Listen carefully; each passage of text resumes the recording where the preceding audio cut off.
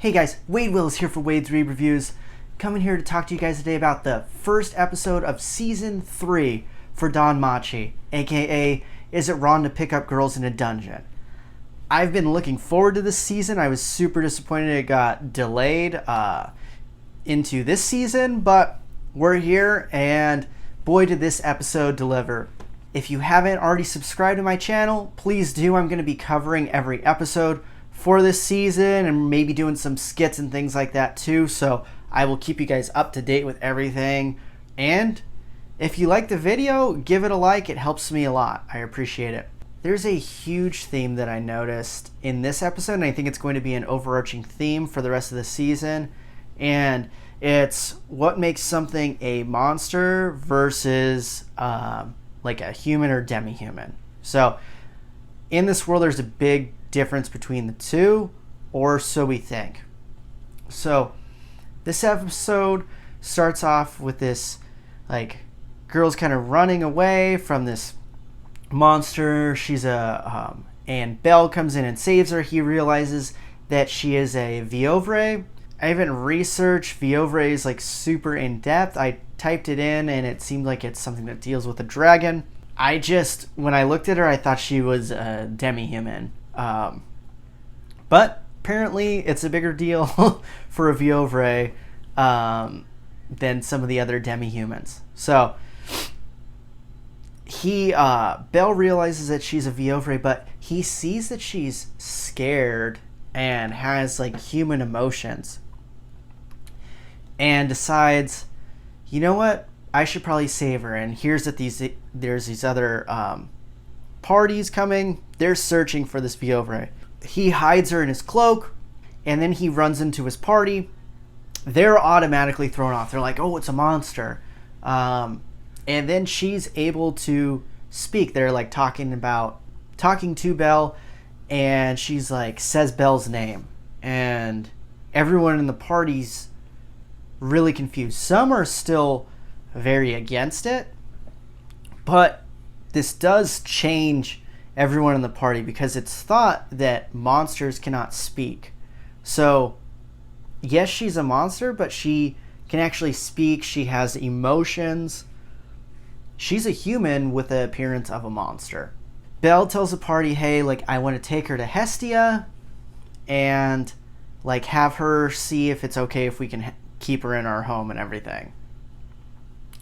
Everyone ends up accepting this because it's Belle, but some people still have reservations, which, to be honest, you can't blame them for kind of having reservations. I was impressed that people were keeping an open mind for the most part, and this episode deals with more and more people in the family interacting with her and seeing like, shoot, she isn't a monster. She acts like a human.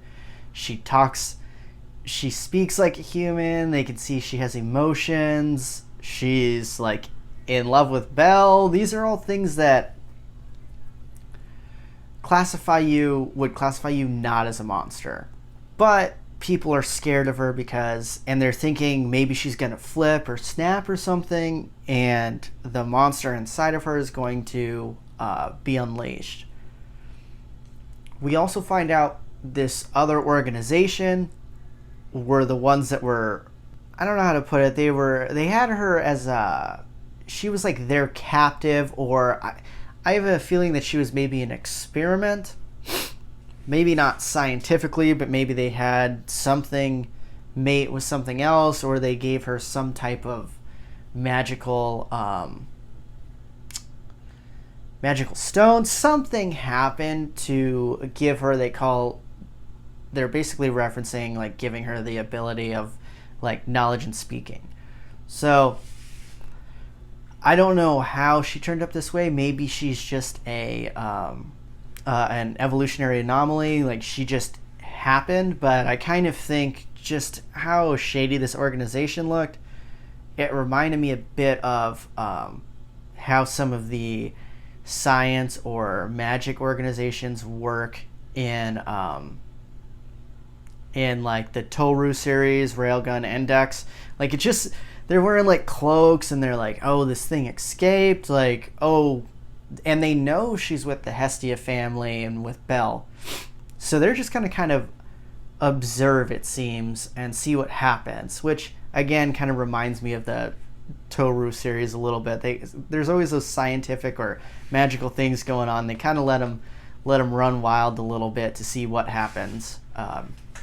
So that's interesting. The family sends out people to try to find out, is there any stories about a monster that can speak? Everything's kind of just rumors. Eventually they find out that there is another organization or a group of people that's also asking for information on the same thing. The end of the episode, we see that that organization that's trying to find out this information, I believe they know that she's with Hestia's family, and this is going to be where the drama starts to ensue. They do give the girl a name, and her name is Weenie. To be honest, I'm upset that they added this character in, not because I don't like her as a character, but she's too cute of a character and too likable. If anytime anything happens to her, which I know this season's going to be horrible things happening to her the whole season, because that's how these shows work, I'm going to be super pissed. So, and if anyone touches her, I'm going to like be upset, and I'm going to be ready to throw some fists. So that's my one reservation. I understand that's what's going to happen, but she is so adorable and she loves Belle. There are situations where she like doesn't know her own strength and accidentally like slices Belle's arm open, and then ends up going into his bath, and they cut her nails after, and she's super happy. She's so adorable. Truly like one of the cutest characters I've seen in something. She's precious. I like her a lot. And again, I'm going to be super upset anytime anything happens to her in this season, which I'm going to assume is a recurrent theme in this season. There's one other like pretty important thing that I think is going to come back and be really relevant. Weenie's like laying in bed with Belle and Hestia. She tells Belle about this like dream that, because he's like, hey, do you remember much? And the only thing she remembers are like, she says like a dream of her like being in darkness, isolated, alone, truly horrible, and her being scared from seeing people who are like Belle. So basically like adventurers, and she sees them and she rips them apart with her bare hands and kills them, and just talking about seeing the red and all of this stuff from the blood. It's truly horrifying and sad. Think like from someone's perspective, just growing up and being in isolation and then being hunted like your whole life. Now she says this is a dream. I am assuming this is going to be something that really happened and she thinks it's a dream, and this is going to be another thing that follows through the story where like she starts getting memories back. Maybe she doesn't know if the memories are real or dreams. Maybe she finds out that they're real and has to live with the guilt of killing people like now her family that's taken her in, that love and care for her, and realize like, oh my gosh, I killed all these people who are just like the people I love. I think that's going to be something they go into, and if they do it right, it's going to be truly heartbreaking in the show. What did I think about the episode overall? Great episode, introducing a new character and just showing they did everything you could really want in the first episode of a new season. Introduce new character. We're seeing, okay, there's a new conflict. You're starting to see, they're giving you little hints of the parties involved. You see that there's like an ultimate larger theme of like what's a monster and what's not a monster. And I know we're going to end up seeing people that are considered not monsters that act more monster-like. So we're going to be able to compare and contrast these things. I haven't read any of this story ahead, so this is just my thoughts on how I see it going, and I'm really excited to see what they do with this. This is one of my favorite like fantasy animes. It's awesome, really funny. Hestia is awesome, and still trying to figure out how that string works on her top. But yeah, and Weenie is so adorable. They really found a way to add in another character that's going to tug at our heartstrings the whole time, because every time seeing her interact with Belle is so cute. But what did you guys think about the episode? Did you like it? Are you liking the new character Weenie?